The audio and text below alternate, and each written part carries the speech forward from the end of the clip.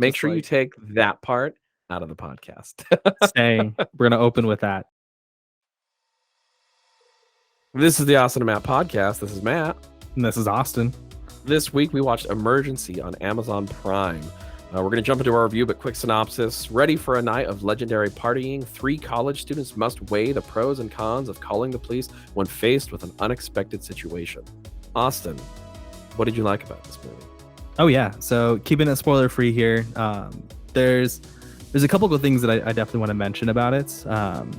But the first one is, I would say, initial feeling of the movie as you kind of get a little bit into the dynamic is it feels very much like Hangover in a way, where it's I know it's the kids are a little bit older in this one. They're graduating college and not graduating high school, but like it still feels like this is where we need to be alive. This is the end party, and this is how we get things done. And then there's kind of those like series of roadblocks that come through that make it difficult for them to achieve that task. So as I was watching through, I was like, man, this definitely does feel a little bit like Superbad, and some of the characters play very key roles into that. Wait, real quick. So.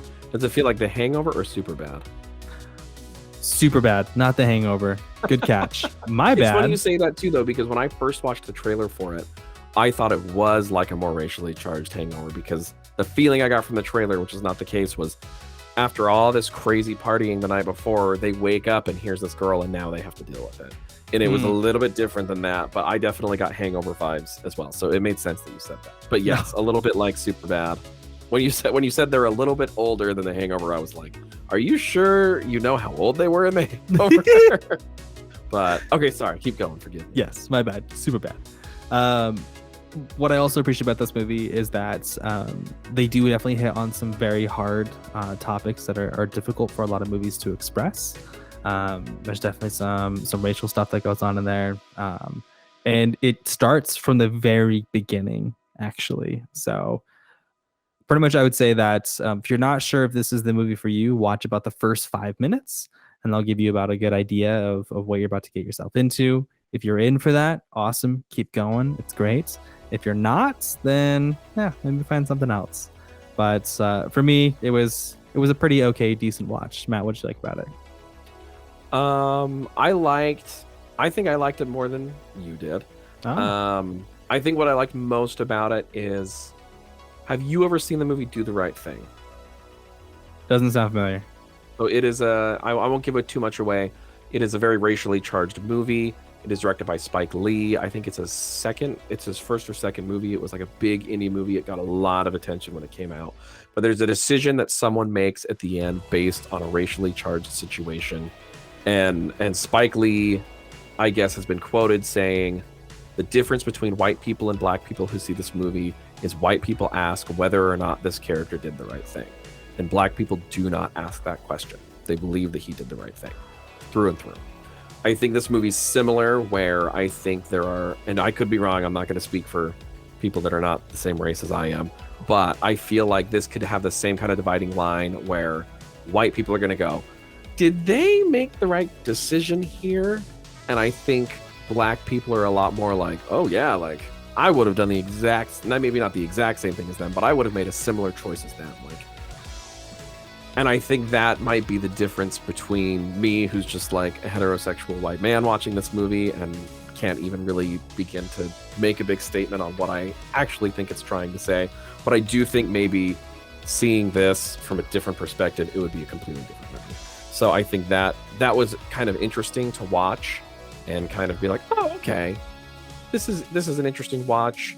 I almost feel like I'm not qualified to be watching it in the first place, because having an opinion on all of that is a lot. But I liked that aspect of it for sure. I'm not sure that I can think of a movie that would be divided that much on a line like Do the Right Thing is as this movie. So I thought that was cool. It does take a bit of a dark turn at one point, and I actually liked that when I wrote it last night. Now I'm feeling a little more like, I'm like, maybe I didn't love the dark turn, but I don't know. I think I appreciated the dark turn because it went to places that I thought were a little more responsible in what the movie was trying to do, I guess. So I didn't mind the dark turn. I think I did like it now that I'm speaking about it. Biggest thing of all, though, and I always love this in movies, the romantics. I really liked the relationship here between the two main characters. I'm trying to remember their names, Kunle and Sean, the character of Sean.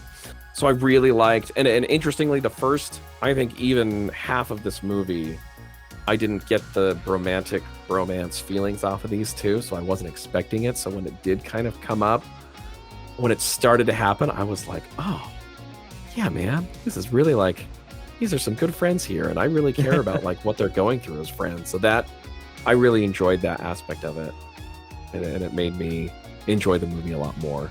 Especially rounding into the last half or so. But yeah, that's kind of what I enjoyed. Austin, what did you dislike about this movie? Ooh. So some of the scenes, they do drag on a little bit, and you find yourself in places a little bit longer than you really should be. I find myself kind of going a couple times where it's like, what are we doing like right now? Like, are we moving? Are we not? Are we making a decision? Are we not?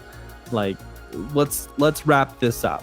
Now, this also got me feeling that like some decisions that were made probably weren't the best decisions or right decisions, but kind of hearing your strong points on it, it could just be from like my stance that I just don't feel like that made a whole lot of sense. But for an audience that is affected by something like that, that could be the right decision that was made. So that's something that I was a little upset about, but it's not meant for me, it seems to be.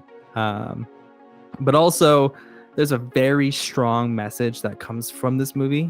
I would definitely say that the last 10 minutes of this movie is like top movie, in my opinion. Like, I'm willing to almost say that it's like, yes, get through the first hour and 20 minutes just to get to the last 10 minutes, because there is some very solid acting that is done. I love how emotional it is. I love how it gets displayed, how things happen, and then kind of how things were moved on from the end. And this also tells me that, sometimes just white women are the worst. So it is what it is. But for me, overall, it is an okay watch. It does drag on a little bit. If you're looking to just kind of put something on and you're only going to pay attention to the very end, this is a great movie for you. If you're planning to like sit down and like really dedicate yourself to it, you're probably going to find yourself on your phone a little bit on accident. But Matt, what about you? It's funny that you mentioned too the white girl who was the worst in this. I'm 90% sure I just randomly came across a clip on YouTube Shorts today of her in another movie being the worst white girl in a race-related situation. It's the girl from Girl Meets World, and then it was The Hate U Give that she was in, where she was playing like, oh man, this white girl sucks. Kind of in like a similar situation. Sabrina Carpenter, that's her name. Yeah. One big dislike is I feel almost like this script needed an extra run through on tone, and maybe it was intentional, but there's a whole portion of this that like, I'm like, is it trying to be a comedy or not? And also partially like, is it trying to make light of a poor drunk girl who is unconscious and in a really like vulnerable position? I was like, I don't know if I think this is that funny. And so I couldn't tell if it was trying to go for that or not. And so that kind of like kept making me feel uncomfortable. Like obviously the race stuff was there. I don't think that was making me feel uncomfortable per se, but that whole part where there's this poor girl who's in this really awful situation and it's kind of trying to be a little bit funny, I was like, oh, I don't know. I feel a little bit weird about that. There was a scene where they're at a party and a lot of people exit that party really fast that I was like, okay, I think this is supposed to be funny. And I could actually kind of chuckle at that. And I was like, okay, I'm down with this joke. But there were other moments where I was like, ooh, I don't know. I'm feeling, I don't know, really weird about this right now. Yeah. I also think there's a character in this named Carlos. And I think I'm a Carlos. There were definitely like moments in this where I was like, oh, I'm such a Carlos. Maybe not anymore. But in my college days, in my younger days, I was definitely a Carlos. And it was hard to watch some of those moments with Carlos, who actually ended up really being like such a great, likable character. And I was super happy to see him there. But it was interesting. If I was to make a Um, relation, I would definitely say that Carlos is like the McLovin of this movie. Where yes. he's hated on by both like the main characters, but like he makes sense at times, and although he's got like stupid quirks to him, like he's redeemable at the end. So